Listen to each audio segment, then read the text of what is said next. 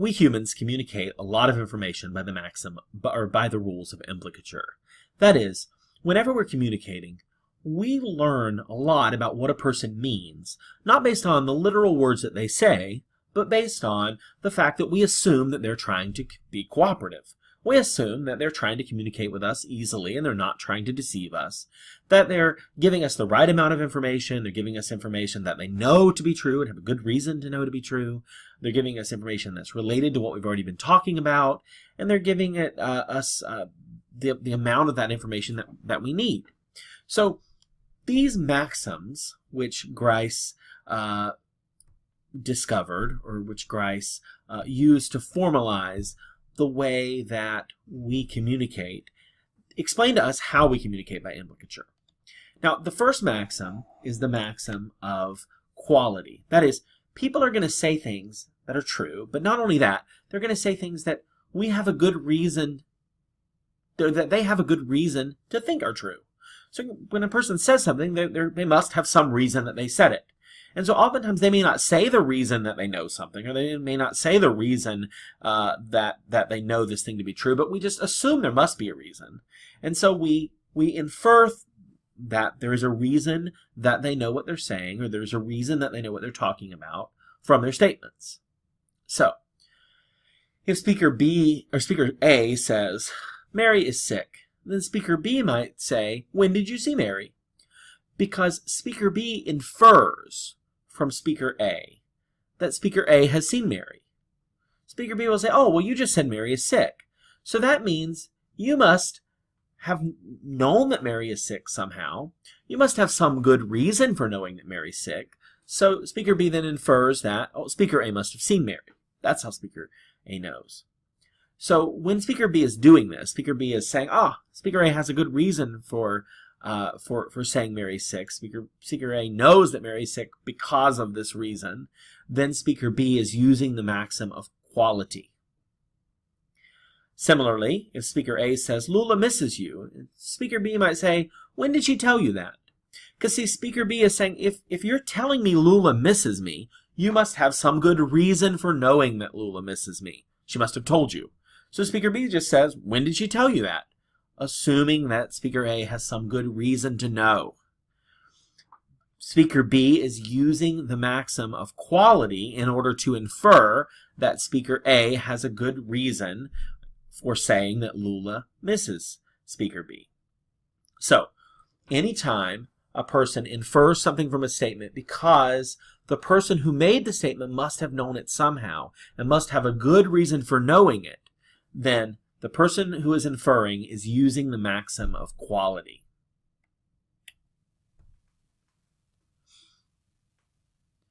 With the maxim of quantity, we have something slightly different going on. We assume that the people who we're talking to give us just enough details, not more and not less. And so if we are led to believe something because they didn't say more, well then we're using the maxim of quantity. Or if we're led to believe something because they didn't say less, then, well, we're using the maximum of quantity. We're assuming they've given us the amount of detail that we need to know. So, for example, if Speaker A says, you should buy Bob's car, it has low mileage, then Speaker B says, great, I think I'll buy it. So Speaker B assumes it's a good car. They assume Speaker A didn't leave out any information, like maybe the car's been in 4 accidents, or maybe the car's been flooded.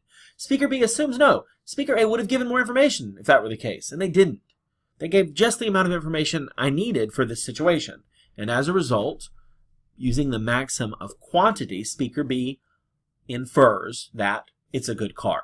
There's nothing else to say about it. Similarly, if Speaker A says, I need a new smartphone, Speaker B says, I got the new iPhone last week and I love it. You see, Speaker B is assuming that Speaker A didn't get a new smartphone recently. And that's because when a person says, I need a new smartphone, they would have told you if they had just gotten one. They would have given you more information if you needed more information, and they didn't. They didn't give you more details or less. They gave you the amount that you needed. And because they gave you the amount of information that you needed, you assume, well, they probably didn't get a new iPhone recently. Now, I recognize that you might also see that maxim of manner here. And that's okay. The maxim of manner and quality are often very similar and can often be overlap. Because remember, we use all of the maxims at the same time. It's not like we only use the maxim of quality in certain instances, or only use the maxim of quantity, or only use relevance. They're all overlapping. It's just that sometimes they stand out more easily in certain questions. So in this question, I think the maxim of quantity stands out pretty well, but if you said the maxim of manner, especially in that last example, I can understand it. So remember, when a person infers something from a statement, because the person who made the statement probably gave us the right amount of information that we needed, not more and not less, not more specific than needed, or and not less specific than needed, then we're using the maxim of quantity in order to infer something from their statement. Now, the maxim of relevance depends on the context. Right? We assume that people are going to say things based on what we've already been talking about, perhaps, or based on the situation, or based on who they're speaking to, the context of what's said. And that helps us to infer information. Remember, it's the information that's not in the statement, but that's not based on the direct meaning of the words, but that's based on something else about the statement. So in this case, it's based on the context of the statement. Who said it, who they said it to, what was said just before it, where it was said, things like that. So if speaker A says, I want to go to a movie, I haven't been in a long time. And then speaker B says, I saw the new Julia Roberts film, it was great. Then now we're going to look at what speaker B means. In the past examples, we've been looking at speaker A, but here I'm asking you to look at speaker B. So when speaker B says, I saw the new Julia Roberts film, it was great. In that case, speaker B is giving a recommendation of a movie that speaker A should see. And we know, we are inferring, in this instance, before we were looking at what speaker B was inferring, but in this instance, we are inferring that speaker B is giving a recommendation. And the way that we're referring that speaker B is giving a recommendation is that we see the context of the statement. A person who just said they wanted to go to the movies and they hadn't been in a long time. So we can interpret, I saw the new Julia Roberts film, it was great, as a recommendation. In other situations, maybe we wouldn't take that statement as a recommendation. I saw the new Julia Roberts film, it was great. Maybe there were people debating whether or not Julia Roberts is a good actress. And a person said, I saw the new Julia Roberts film, it was great, as an argument for her being a good actress. It depends on the context. So that's why the relevance lets us know that speaker B is making a recommendation. Similarly, if speaker A says, I love your dress, and speaker B says, thanks, I love to shop at the new mall, it has a great selection, then we can infer that speaker B, and again we're looking at what speaker B means here, we can infer that speaker B is saying that they bought the dress at the new mall. Now, notice the words don't actually say that. Nowhere does she say, I bought the new dress at the new mall, but based on the relevance, based on what was said before by speaker A, we can infer that she did buy it at the new mall. And that's because of the context in which it was said, what was said just before it. Now finally, with the maxim of manner, we see people making inferences based on the way that something is said. What words were used? What was the word order? What was the tone? What's special about the words themselves? Now again, not the dictionary meaning of the word, because that's not inference. That's just what the words mean. That would be looking at maybe entailment. But what about you use this word and not this word? You chose to say it this way and not this way.